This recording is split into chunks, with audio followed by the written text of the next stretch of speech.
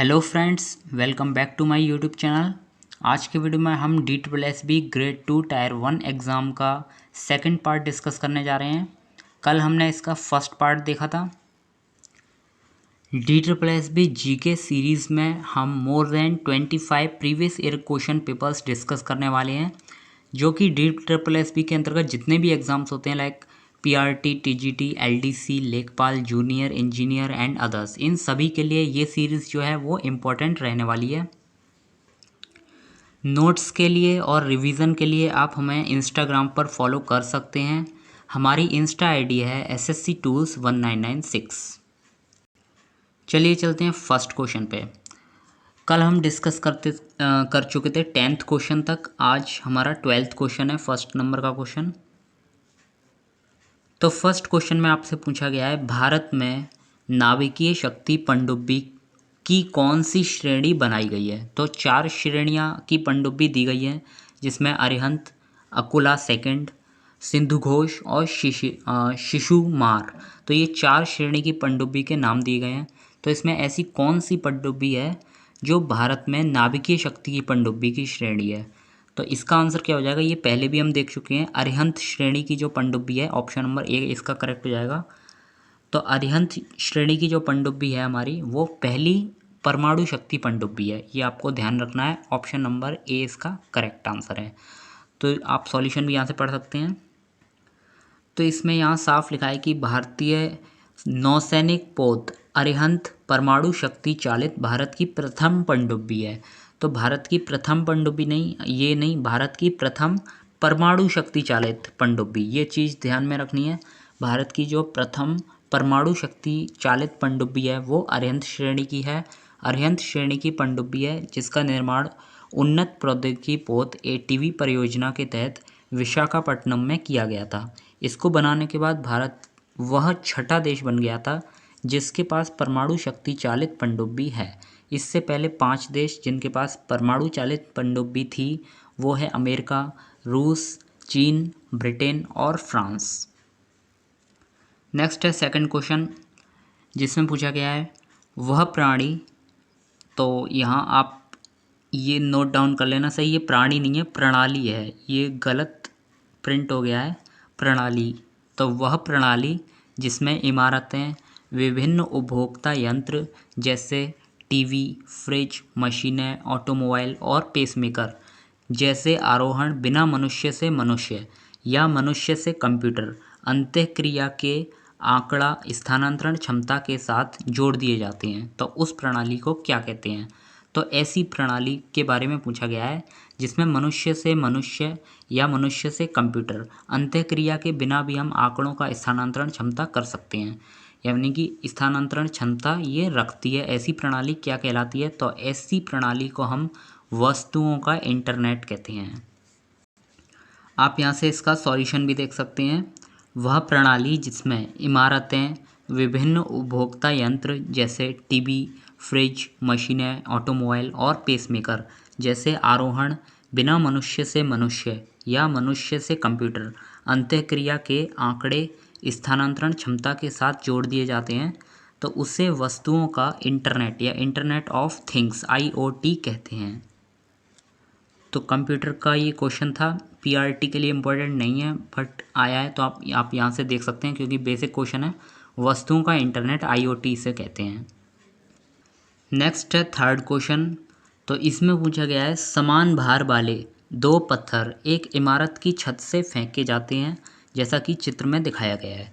तो यहाँ ये इमारत दिखाई गई है, इस इमारत से, इस जगह से, यहाँ से ये 2 पत्थर इस तरह फेंके जाते हैं।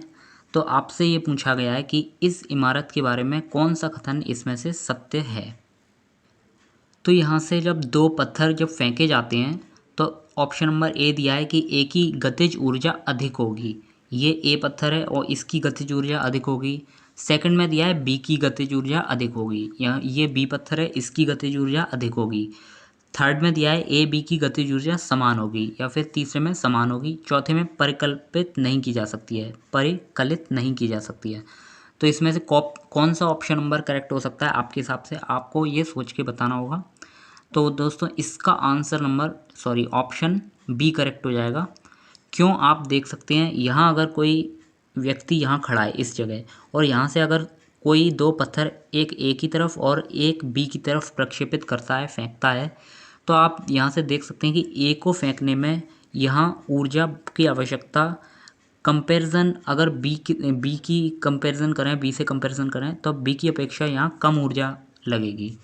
बी को फेंकने में यहाँ ज़्यादा ऊर्जा लगेगी और इस तरह ऊपर जाके ये नीचे जाएगा, तो इसमें गतिज ऊर्जा अधिक होगी, क्योंकि हम यहाँ फेंकेंगे तो ज़्यादा ऊर्जा होगी और ज़्यादा ऊर्जा, वही ऊर्जा गतिज ऊर्जा में कन्वर्ट हो जाती है।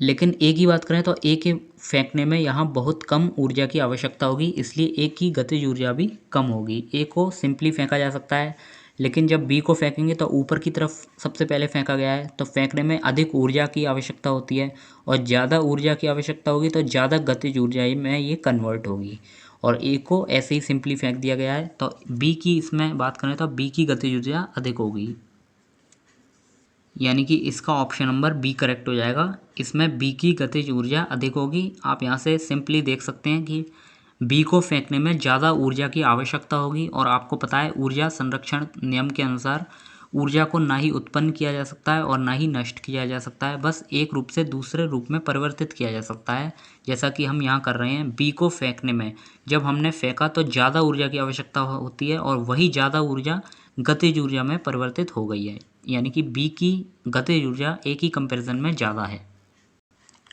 नेक्स्ट है फोर्थ क्वेश्चन, जिसमें पूछा गया है निम्नलिखित में से किसे अधीनस्थ अथवा प्रत्यायुक्त विधान कहा जाता है। तो अधीनस्थ या प्रत्यायुक्त विधान किसे कहा जाता है, तो यहाँ आप चार ऑप्शन दिए गए हैं, आप पढ़ सकते हैं। राज्यसभा द्वारा धन विधेयकों पर विचार करना, या नौकरशाही द्वारा नियम विनिमय बनाया जाना, विधान परिषदों द्वारा विधेयकों का पास किया जाना, या पंचायतों और नगर निगमों द्वारा स्थानीय नियम बनाया जाना। तो इसमें क्या ऑप्शन नंबर करेक्ट हो सकता है, कौन सा। इसमें बात की गई है अधीनस्थ या प्रत्यायुक्त विधान की। तो प्रत्यायुक्त विधान या अधीनस्थ विधान वे विधान होते हैं जिसमें कार्यपालिका स्वयं कानून बना सकती है, स्थानीय या अपने निकाय स्तर पर। तो यहाँ ऑप्शन नंबर डी इसका करेक्ट आंसर हो जाएगा। पंचायत और नगर निगम जो होते हैं उनके द्वारा स्थानीय नियम बनाया जाना, यही होता है अधीनस्थ या प्रत्यायुक्त विधान। वैसे सिंपली अगर नॉर्मल कंडीशन की बात करें तो जो भी नियम कायदे होते हैं, कानून होते हैं, वो संसद बनाती है, लेकिन संसद कार्यपालिका को ये अधिकार दे देती है कि वो स्थानीय स्तर पर कुछ नियम या कानून बना सकती है। तो ऐसे ही जो विधान होते हैं, कानून होते हैं, उन्हें अधीनस्थ या प्रत्यायुक्त विधान कहते हैं। तो यहाँ से हम देख सकते हैं ऑप्शन नंबर डी इसका करेक्ट है। सॉल्यूशन पढ़ लेना आप यहाँ से। अधीनस्थ या प्रत्यायुक्त विधान वह विधान है जिसे अधिनियमित करने के लिए संसद द्वारा कार्यपालिका को अधिकार प्रदान किया गया है। अतः पंचायतों और नगर निगमों इनके द्वारा जो स्थानीय नियम बनाए जाते हैं, तो इसके अंतर्गत यही आते हैं।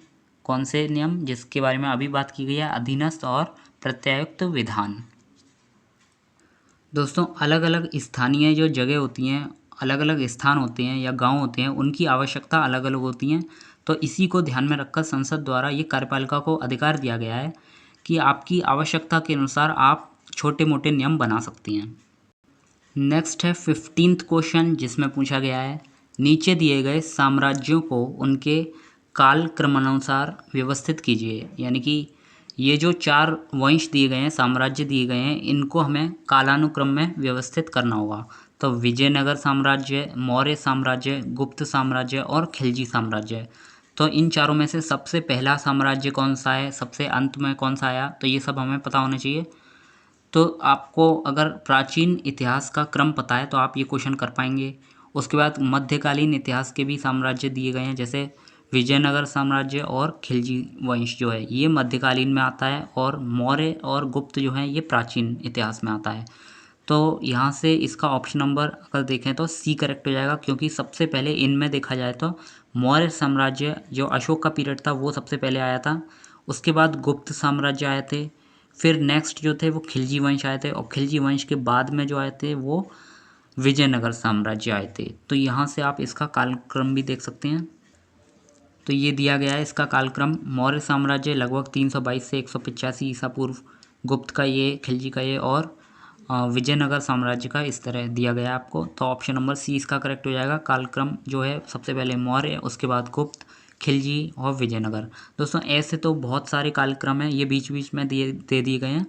तो प्राचीन इतिहास के जो प्रमुख कार्यकाल थे वो आपको यहाँ प्रोवाइड कर दिए गए हैं। तो यहाँ से आप देख सकते हैं ये बहुत इम्पोर्टेंट जो चार्ट है वो आपके सामने रखा गया है। तो यहाँ से आप सबसे पहले सिंधु सभ्यता जो है वो 2400 बीसी से 1700 बीसी यानी कि 2400 ईसा पूर्व से 1700 ईसा पूर्व तक इसका जो पीरियड था वो सबसे पहले सिंधु सभ्यता का था। उसके बाद वैदिक सभ्यता 1500 बीसी से 600 बीसी। दोस्तों ये बीसी जो होता है वो हमेशा पीछे चलता है, और एडी जो होता है फिर वो ईसवी केवल लिखते हैं जैसे वो आगे की ओर चलता है। जैसे कि यहाँ से 2400 से पीछे आ रहे हैं हमेशा, फिर 1500 से पीछे 600, फिर जीरो पे आके ये रुक जाता है। फिर जीरो से बाद फिर 1 2 3 इस तरह शुरू होता है। तो लेकिन ये जो जीरो तक आते आते ये इसको बैक काउंटिंग करनी पड़ती है, जैसे 25 24 23 इस तरह चलते चलते जीरो आता है। तो ये जो कालक्रम होता है इसको हम बीसी कहते हैं, और ये वाला जो होता है इसको हम एडी कहते हैं। एडी को हम ईसवी लिखते हैं और इसको हम बीसी को हम ईसा पूर्व लिखते हैं, ईसा पूर्व। तो यहाँ से आप समझ सकते हैं सिंधु सभ्यता का जो कार्यकाल था वो 2400 से 1700 बीसी, वैदिक सभ्यता का 1500 से 600 बीसी। फिर उसके बाद मगध राज्य का उत्कर्ष जिसका कार्यकाल था 544 बीसी से 322 बीसी। तो मगध साम्राज्य का उत्कर्ष जो जिसका कार्यकाल यहाँ दर्शाया गया है, इस पर 3 प्रमुख वंशों ने शासन किया था। तो ये वंशों का क्रम भी पूछ सकते हैं। सबसे पहले हर्यंक वंश, शिशुनाग वंश और नंद वंश। तो हर्यक वंश, शिशुनाग और नंद, तो ये तीनों याद रखने हैं मगध राज्य के उत्कर्ष में। उसके बाद आता है मौर्य साम्राज्य जिसमें अशोक, चंद्रगुप्त मौर्य आए थे, फिर बिंबिसार, फिर अशोक। तो इनका जो टाइम पीरियड है वो 322 से 185 बीसी। उसके बाद ब्राह्मण साम्राज्य 185 से 225 ईसा पूर्व, और इसमें ब्राह्मण साम्राज्य में इन 3 प्रमुख वंशों ने शासन किया था, जिसमें सबसे पहले शुंग वंश के बाद आए कण्व वंश, उसके बाद सातवाहन सबसे प्रमुख रहे थे इसमें। तो ब्राह्मण साम्राज्य के बाद आए थे गुप्त साम्राज्य जिसका कार्यकाल है 319 ईसा से एडी है ये। तो 319 ईस्वी से 500 ईस्वी ये काल था गुप्त साम्राज्य का काल, और 275 ईस्वी के आसपास अस्तित्व में आया था ये गुप्त साम्राज्य। लेकिन 319 की बात करें तो यहाँ ये शक्तिशाली रूप में आ गया था। तो 275 यानी कि ये काफ़ी पहले से स्टार्ट हो गया था गुप्त साम्राज्य जो श्रीगुप्त ने स्टार्ट किया था। लेकिन यहाँ 319 इसलिए लिखा गया है क्योंकि 319 में ये अपने शक्तिशाली रूप में सामने आ गया था। नेक्स्ट आता है पुष्यभूति वंश जिसे वर्धन वंश भी कहते हैं, और ये जो शुरुआत हुआ था वो लेट 5th और 6th एडी यानी कि 5वीं ईस्वी के अंत में, या फिर कह सकते हैं हम 6ठी ईस्वी की शुरुआत में शुरू हुआ था। तो 6ठी ईस्वी से मतलब क्या होता है, तो आप समझ सकते हैं 6ठी ईस्वी का मतलब होता है 500 के आसपास, जो 501 502, तो ये 6ठी ईस्वी के आसपास। और लेट 5th इसका मतलब कह सकते हैं जैसे 498, तो ये कह सकते हैं लेट 5th यानी कि 5वीं ईस्वी के अंत, ये इस समय स्टार्ट हुआ था। तो इसका कोई निर्धारित समय नहीं है, लेकिन इसका अनुमान लगाया जाता है कि 5वीं सदी के अंत में या फिर 6ठी सदी की शुरुआत में इसका शुरुआत हुआ था। किसका? पुष्यभूति या वर्धन वंश का, और ये 647 ईस्वी तक रहा था। तो ये क्रम आपको याद रखने हैं। सबसे पहले सिंधु सभ्यता, वैदिक सभ्यता, मगध, फिर मौर्य, ब्राह्मण साम्राज्य, गुप्त साम्राज्य, उसके बाद पुष्यभूति या वर्धन वंश। ये जो है वो प्राचीन इतिहास के कालक्रम थे। मध्यकालीन जो भारत है उसमें सल्तनत काल और मुग़ल साम्राज्य इसी ने ज़्यादा काल तक शासन किया था। इनका जो प्रमुख क्वेश्चन इनमें से बनता है वो सल्तनत काल से बनता है। तो सल्तनत काल में जो वंश रहे थे उनका कालक्रम देखने को आपको मिलेगा। तो सल्तनत वंश के बाद जो आया था वो मुग़ल वंश। सल्तनत काल के जो प्रमुख वंश है उनका कार्यकाल आपसे वंशों का कार्यकाल क्रम देखने को आपसे मिलता है। वहाँ क्वेश्चन जो देता है वो सल्तनत काल के वंशों का क्रम लगाने को आता है। तो यहाँ आप एक ट्रिक के जरिए याद कर सकते हैं, गुड़ खा तसले में। सबसे पहले यहाँ से देखते हैं, सबसे पहले आया था गुलाम वंश, नेक्स्ट जो आया था वो खिलजी वंश, उसके बाद तुगलक वंश, उसके बाद सैयद वंश, और सबसे लास्ट में आया था लोदी वंश। तो प्राचीन काल के तो हम देख चुके हैं, जो वंश प्रमुख थे उन वंशों का जो क्रम था वो हम देख चुके थे। और मध्यकालीन भारत में दो ही वंश प्रमुख थे, जिसमें पहला आता था सल्तनत और दूसरा मुग़ल। तो मुग़ल में तो प्रमुख राजाओं ने शासन किया है, तो उसमें जैसे आपका बाबर, उसके बाद हुमायूं, अकबर, फिर जहांगीर, शाहजहाँ, औरंगजेब, तो इस तरह इन सभी राजाओं ने शासन किया था। लेकिन आपसे सल्तनत में बहुत सारे वंशों ने शासन किया था, तो ये पूछने को मिलता है क्वेश्चन में।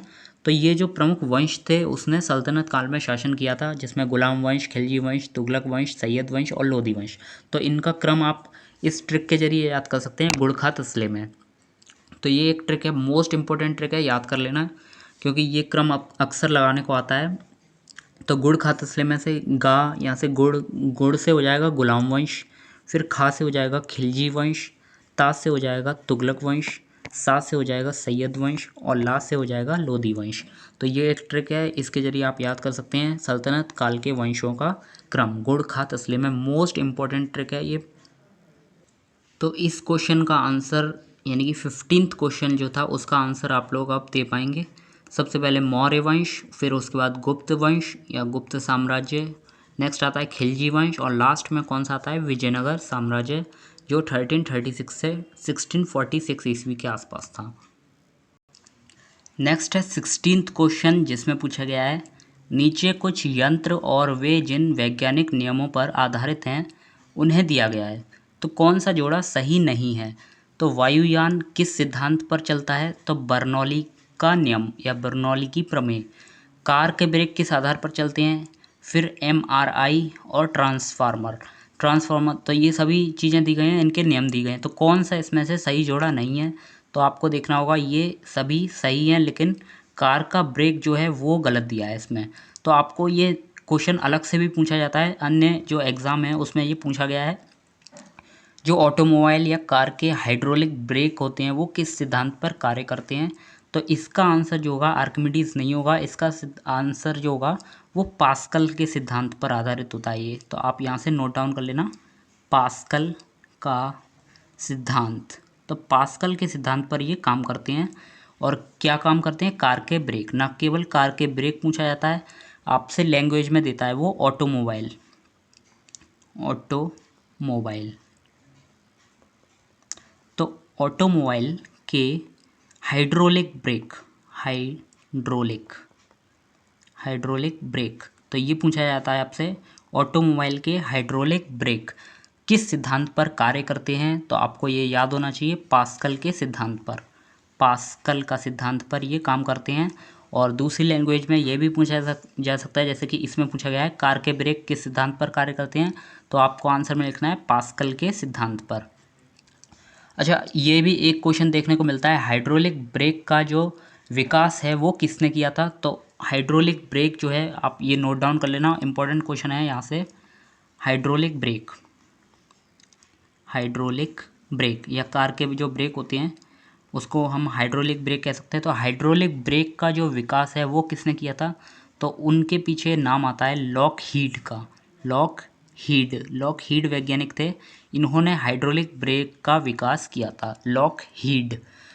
तो वायुयान के सिद्धांत पर चलता है बर्नौली, कार के ब्रेक पास्कल, एमआरआई जिसे कहते हैं एमआरआई यानी कि मैग्नेटिक रेजोनेंस इमेजिंग, ये इसकी फुल फॉर्म भी पूछी जाती है, आप इसकी फुल फॉर्म लिख लेना, magnetic resonance imaging, magnetic resonance imaging. तो ये क्वेश्चन बहुत बार पूछा गया है, तो आप ये नोट डाउन कर लेना। और इसमें सबसे ज़्यादा क्वेश्चन तो अन्य कंपटीशन में कार का ब्रेक से अलग से पूछते हैं, हाइड्रोलिक ब्रेक किस सिद्धांत पर कार्य करता है, तो आपको ये चीज़ पता होनी चाहिए, पास्कल के सिद्धांत पर। एमआरआई के सिद्धांत पर, क्वांटम मैकेनिक्स के सिद्धांत पर, और ट्रांसफार्मर विद्युत चुम्बकीय प्रेरण, ये तो बहुत बार पढ़ा होगा, विद्युत चुम्बकीय प्रेरण के सिद्धांत पर ट्रांसफार्मर काम करता है। यहाँ से आप इसका सॉल्यूशन भी पढ़ सकते हैं, जिसमें साफ लिखा है वायुयान बर्नौली का प्रमेय और बर्नौली का नियम, यानी कि एमआरआई क्वांटम मैकेनिक्स, ट्रांसफार्मर विद्युत चुम्बकीय प्रेरण। अतः कार के जो ब्रेक होते हैं वो आर्किमिडीज के नियम से संबंधित नहीं होते हैं।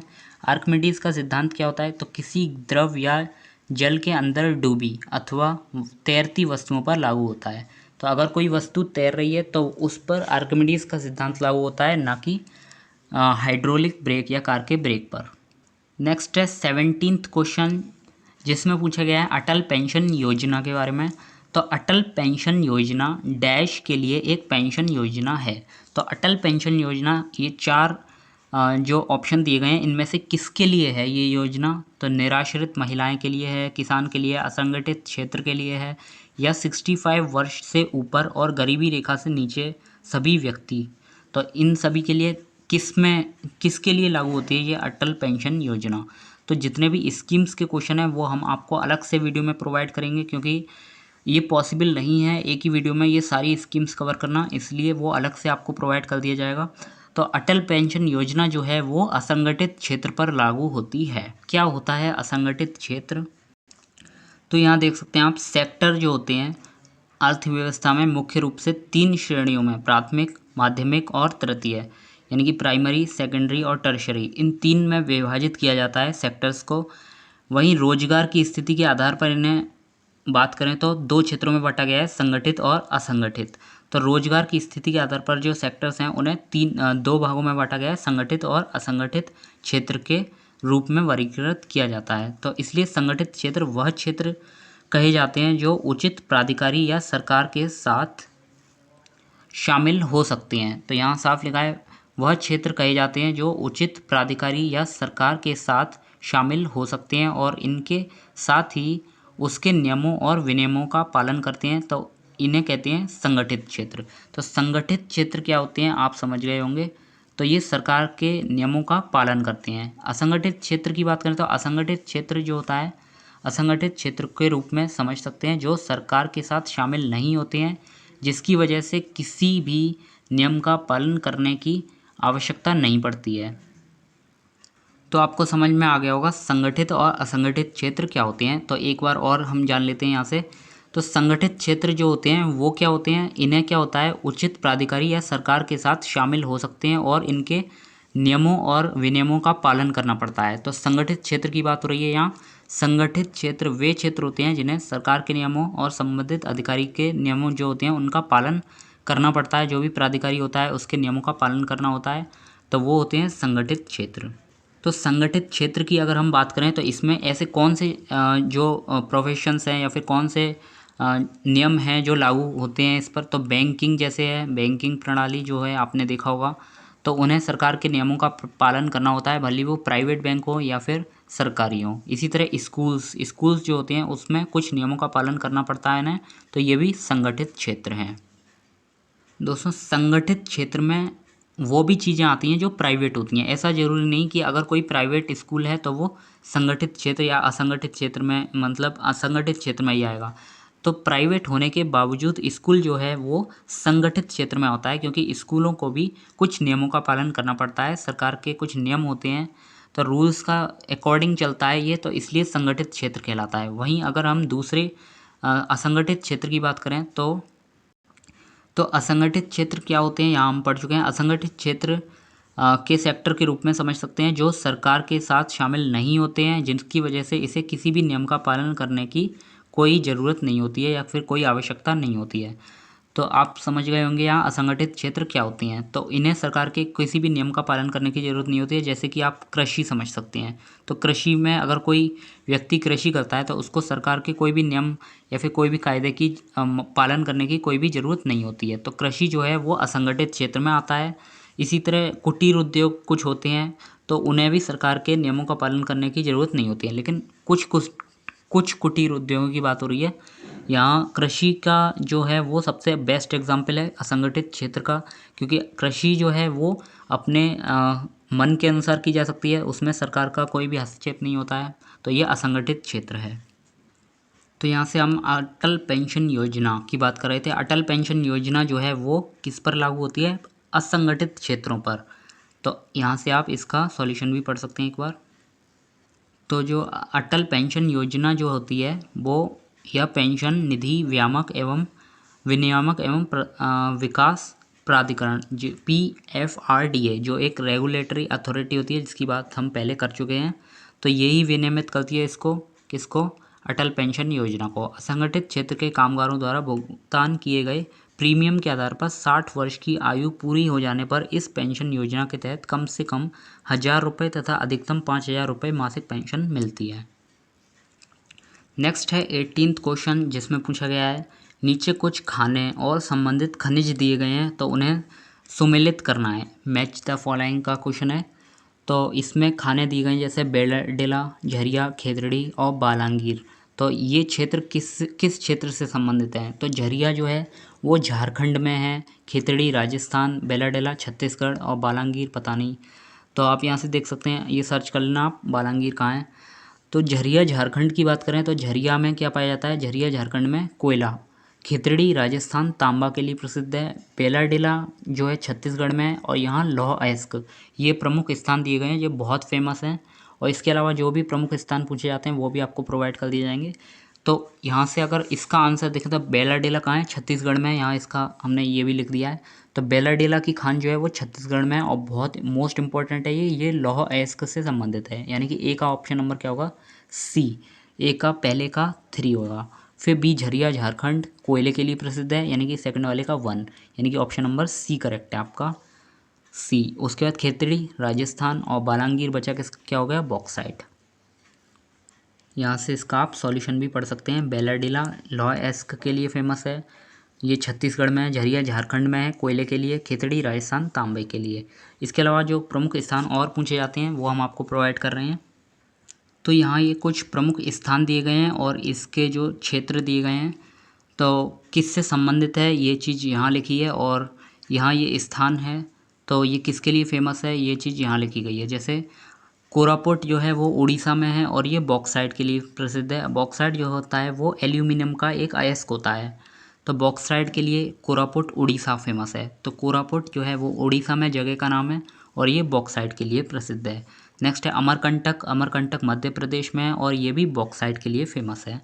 नेक्स्ट है रवा जो आंध्र प्रदेश में स्थित है। आंध्र प्रदेश में केजी बेसिन यानी कि कृष्णा गोदावरी बेसिन में स्थित है ये रवा। रवा जो है वो आंध्र प्रदेश में और ये फेमस है खनिज तेल या पेट्रोलियम के लिए। नेक्स्ट आता है अंकलेश्वर, ये गुजरात में है और अंकलेश्वर गुजरात जो है वो खनिज तेल के लिए फेमस है, खनिज तेल। नेक्स्ट है खेतड़ी राजस्थान जो तांबा के लिए फेमस है, ये अभी जो आया था क्वेश्चन। रामपा आंध्र प्रदेश में है, ये ग्रेफाइट के लिए फेमस है। डीडवाना राजस्थान, तो डीडवाना जो राजस्थान है ये लवण के लिए फेमस है। नेक्स्ट जावर राजस्थान, जावर जो है वो राजस्थान में है और राजस्थान में ये सीसा और जिंक, ये जिंक धातु है इसके लिए फेमस है, जावर राजस्थान। नेक्स्ट है औरैया। अच्छा राजस्थान का एक और चीज़ है भीलवाड़ा, वो भी सीसा और जिंक के लिए फेमस है, ये भी नोट डाउन कर लेना। राजस्थान में भीलवाड़ा, भीलवाड़ा या फिर भीलवाड़ा, तो इस तरह आप लिख लेना। भीलवाड़ा जो है राजस्थान में वो भी सीसा और जिंक के लिए फेमस है। इसके अलावा जावर और राजस्थान भी सीसा और जिंक के लिए फेमस है। तो ये दोनों क्वेश्चन पूछे गए हैं इसलिए आपको पता है। औरैया यूपी में है और ये गैस प्लांट के लिए फेमस है। कांची केरल में है और ये पेट्रोलियम के लिए फेमस है। ललितपुर यूपी और ये ग्रेनाइट पट्टियाँ और स्लेट के लिए फेमस है। मोस्ट इंपॉर्टेंट है ये वाला जायन कोंडम जो तमिलनाडु में है, ये इंपॉर्टेंट है। ये भूरा कोयला जैसे लिग्नाइट कहते हैं तो इसके लिए फेमस है जायन कोंडम तमिलनाडु, जायन कोंडम। नेक्स्ट है धारवाड़ कर्नाटक, ये मैंगनीज के लिए फेमस है। तो ये सभी इंपॉर्टेंट जो स्थान थे वो पूछे जाते हैं और इससे संबंधित खनिज। नेक्स्ट है 19th क्वेश्चन, जिसमें दिया गया है नीचे कुछ मद या मशीनें और संबंधित फैक्ट्रियां दी गई हैं तो हमें इससे सुमेलित करना है। तो Arjun tank, diesel locomotive, rail coach और लोहा और स्टील, और ये स्थान दिए गए हैं तो इनसे हमें मैच करना है। तो डीजल लोकोमोटिव जो काय के लिए फेमस है, डीजल लोकोमोटिव जो है वो वाराणसी में है, ये चीज़ बहुत फेमस है, ये बार बार पूछी गई है इसलिए ये जरूर लर्न कर लेना, diesel locomotive Varanasi. Rail coach factory कहाँ है? तो ये कपूरथला में, ये मोस्टली आपको क्वेश्चन पता होने चाहिए, पूछ लिया जाता है अक्सर। तो रेल कोच जो है वो कपूरथला में स्थित है। इसके अलावा नीचे तमिलनाडु में एक जगह और स्थित है। तो रेल कोच जो है वो यहाँ इंपॉर्टेंट है, बहुत इंपॉर्टेंट क्वेश्चन है, रेल कोच कपूरथला। इसके अलावा डीजल लोकोमोटिव वो वाराणसी। लोहा और स्टील के लिए सालेम फेमस है। अर्जुन टैंक जो है वो अवाड़ी में है, बचा अर्जुन टैंक अवाड़ी में हो जाएगा। यहाँ से आप इसका सॉल्यूशन देख लेना, आपको ये भी पता लग जाएगा। अर्जुन टैंक जो है वो अवाड़ी में स्थित है, और अवाड़ी चेन्नई तमिलनाडु में एक जगह का नाम है अवाड़ी। तो अर्जुन टैंक अवाड़ी चेन्नई तमिलनाडु में स्थित है। इसके अलावा डीजल लोकोमोटिव जो है वो वाराणसी में स्थित है, वाराणसी यूपी में है। रेल कोच कपूरथला पंजाब में है, और रेल कोच यहाँ फैक्ट्री है। लोहा और स्टील के लिए सालेम जो है वो तमिलनाडु में है, और यहाँ मैग्नेटाइट अयस्क पाया जाता है। मैग्नेटाइट जो है वो लोहा का एक अयस्क है, महत्वपूर्ण अयस्क है, यहाँ सालेम में पाया जाता है। ये सालेम तमिलनाडु, तो सालेम जो जगह है तमिलनाडु, यहाँ लोहा और स्टील के लिए ये फेमस है। मैग्नेटाइट टाइप का इसमें ओर पाया जाता है। तो ओर मैग्नेटाइट, यहाँ जो ओर पाया जाता है, ओर जिसको अयस्क कहते हैं हिंदी में, अयस्क। अयस्क से क्या किया जाता है, इससे जो है वो लोहे का निष्कर्षण किया जाता है। तो मैग्नेटाइट जो है उसके लिए सालेम जगह प्रसिद्ध है, जो तमिलनाडु में स्थित है।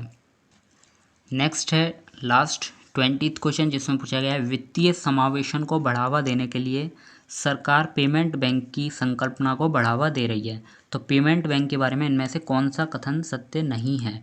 पेमेंट बैंक्स क्या होते हैं, जैसे आप यूज़ करते होंगे पेटीएम वगैरह, पेटीएम, गूगल पे, ये सभी पेमेंट बैंक्स होते हैं। तो पेमेंट बैंक के बारे में इसमें से कौन सा कथन सत्य नहीं है। इसमें से ये 4 ऑप्शन दिए गए हैं। तो यहाँ से पहला, मोबाइल फ़ोन कंपनियाँ पेमेंट बैंक की प्रचारक बन सकती हैं। तो मोबाइल फ़ोन की जितनी भी कंपनियाँ हैं, जैसे सैमसंग, वीवो वगैरह, तो आपने कभी इन्हें प्रचार करते हुए देखा है क्या? पेमेंट बैंक का, पेटीएम का प्रचार कर रही हो, या फिर गूगल पे का प्रचार कर रही हो, तो इन्हें कभी नहीं देखा होगा। तो ऑप्शन नंबर ए ही इसका करेक्ट हो जाएगा, क्योंकि जो फ़ोन की कंपनियाँ होती हैं वो पेमेंट बैंक का कभी प्रचार नहीं करती। इसके अलावा पेमेंट बैंक के बारे में जो बातें सत्य हैं वो यहाँ लिखी हैं, बी सी डी, ये बिल्कुल तीनों बात सत्य हैं। पेमेंट बैंक अपना जो एटीएम या क्रेडिट कार्ड अब जारी कर सकता है नए नियम के अनुसार, पहले इसको ये अधिकार नहीं था।